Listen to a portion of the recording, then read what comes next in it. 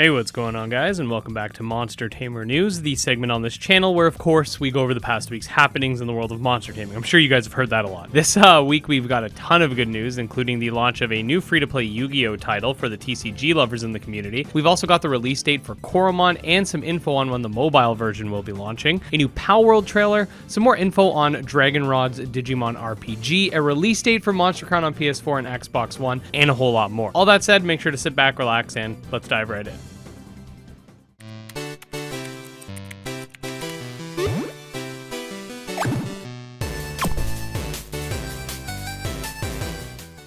Alright, so first things first, we've got some Coromon information that extends past just the release date, which, by the way, was announced the other day to be March 31st for both Steam and Switch. Though mobile was left out of this. However, if you go over to the Coromon server, the gist of what's going on with that is that the game just needs to be further optimized to work for Android and iOS, which is pretty normal with cross-platform launches, and it will be coming roughly 1 month later. This is honestly great news in general all around. I've really loved the Coromon demo, and I'm definitely looking forward to playing the full game and all it has to offer. That said, you can also vote for Coromon for the GDWC fan favorite, which there will be a link to vote for them below if you want to show your support. Resummon, a game in which we've covered in my recent video going over 5 more monster taming games you never knew, is going to be launching tomorrow, aka January 23rd on Steam. The game promises an epic story revolved around becoming the very best, over 100 characters to contract, tons of exploration, a robust fusion system, engaging puzzles, full controller support, and more. I'll be leaving the Steam page linked below. I'm definitely interested in checking it out myself. Yugioh Master Duel just released on all major platforms and is a free-to-play game that does have cross-saves, by the way, that boasts itself as being a definitive way to play the Yu-Gi-Oh TCG after over 20 years. The game is basically just a TCG battle simulator that comes with a bunch of new flair and even tutorials on how to actually play Yu-Gi-Oh if you aren't really familiar to the franchise. And these are based around anime and manga characters, which is pretty cool. I'm not sure how the in-app purchases are going to be just yet. I'll have to see for myself whether or not the game is aggressive with monetization or not, but I do like the idea of there being some way to get back into the card game after 2 decades for myself.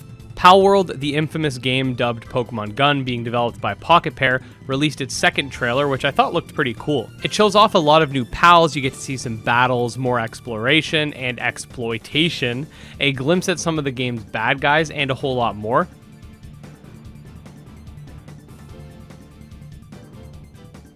We got a new gameplay clip for the new fan-made Digimon RPG from DragonRod, the developer behind Digital Tamers Reborn.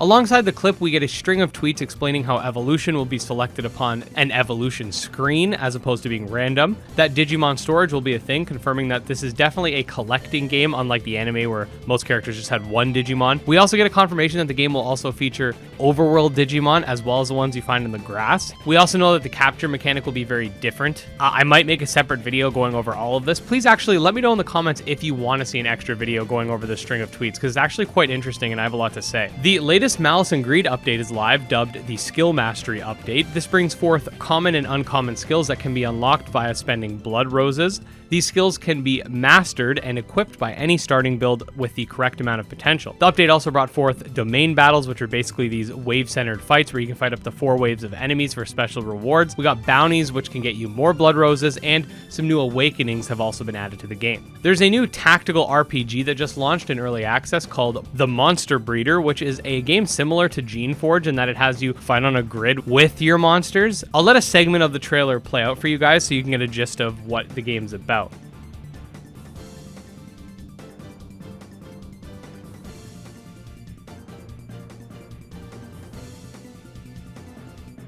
Alright, so time to shift gears over to our rapid fire news segment where we go over the updates that don't require a lengthy explanation. For starters, Monster Crown is launching on PS4 and Xbox One on February 22nd, both physically and digital, so that's definitely awesome.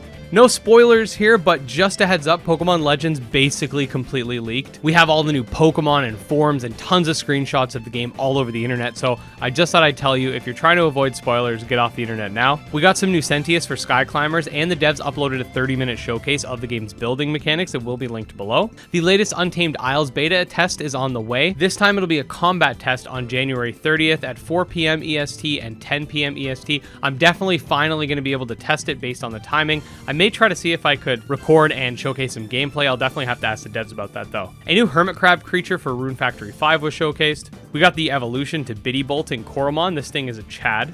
We got a new monster called Cryberry for Pry Into the Void.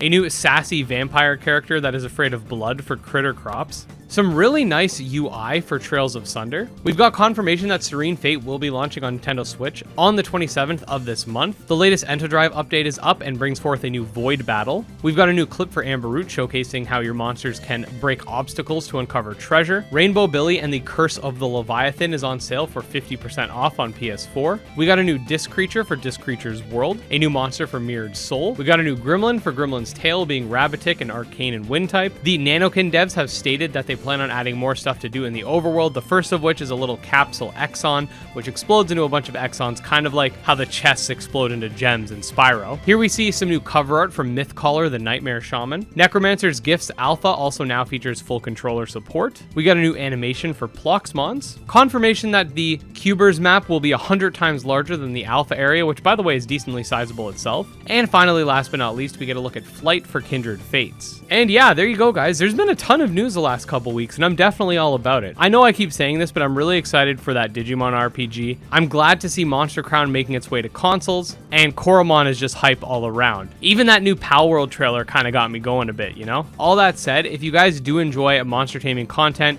you're a fan of the genre, whatever, definitely subscribe to the channel. I put out new videos every single day. You could also check out my Twitter and Discord, which will be linked below. And I just wanted to say special thanks to all of my patrons, especially Dark Persona, Jim Hamilton, and StealCase. I'll see you guys next time. Peace.